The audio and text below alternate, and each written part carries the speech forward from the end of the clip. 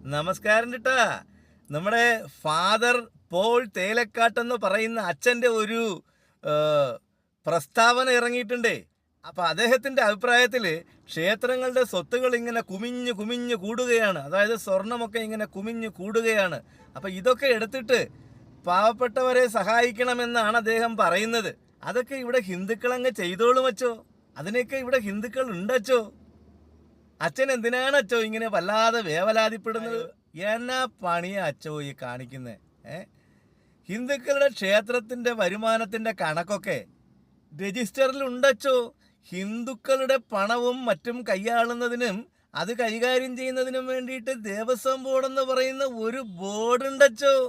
അവിടെ കണക്കുകൾ ഉണ്ടച്ചോ. പക്ഷേ വിദേശത്ത് നിന്ന് വരുന്ന പൈസയ്ക്ക് ഒരു കണക്കില്ലച്ചോ.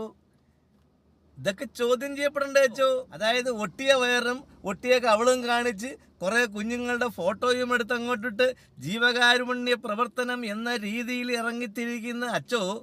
ഇങ്ങനെ കുറെ ആൾക്കാരുണ്ട് അച്ചോ നിങ്ങളുടെ ഇടയിൽ.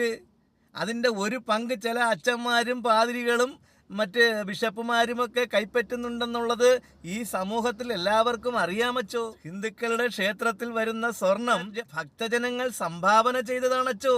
അല്ലാതെ വിദേശത്തുനിന്ന് FCRA ആക്ടിനെ വെട്ടിച്ച് വിദേശ നിയമങ്ങളെ എല്ലാം ലംഘിച്ച് കാറ്റിപ്പറത്തിക്കൊണ്ട് പുറത്തുനിന്ന് ഒഴുക്കിയ പണമല്ലച്ചോ അത് ഇവിടെ തന്നെയുള്ള ഭക്തജനങ്ങൾ സംഭാവന ചെയ്തതാണച്ചോ.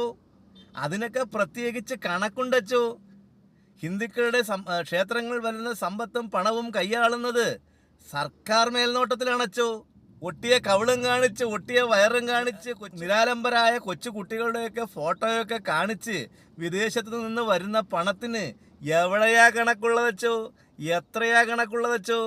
അതൊക്കെ ഒന്ന് കാണിച്ചിട്ട് പോരേ അച്ചോ ഈ ഹിന്ദുക്കളുടെ സ്വർണത്തിൽ കയറി ചൊറിയാൻ വരുന്നത്.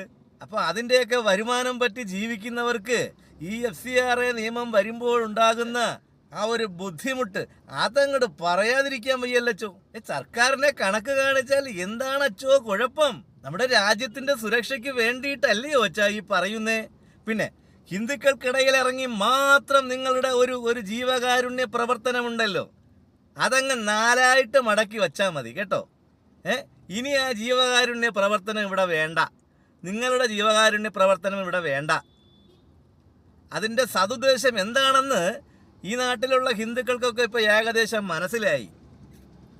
ഒരു ഗതിയും പരഗതിയും ഇല്ലാതെ കിടക്കുന്ന ആളുകളെ കണ്ട് കുറച്ച് കാശ് കൊടുത്ത് കുറച്ച് അരിയും പയറും ഒക്കെ കൊടുത്തിട്ട് അവരെ യേശുവിലേക്ക് അടുപ്പിക്കുന്ന, അതായത് ക്രിസ്തീയ വിഭാഗത്തിലേക്ക് അടുപ്പിക്കുന്ന ഒരു പ്രവണത നമ്മളൊക്കെ ഇവിടെ കണ്ടുവരുന്നതാണ് അച്ചോ. ഞങ്ങളുടെ കൊച്ചുനാൾ മുതൽ കാണുന്നതാണ് അച്ചോ. അപ്പോൾ ഈ പരിപ്പൊന്നും ഇങ്ങോട്ട് വേവില്ല അച്ചോ.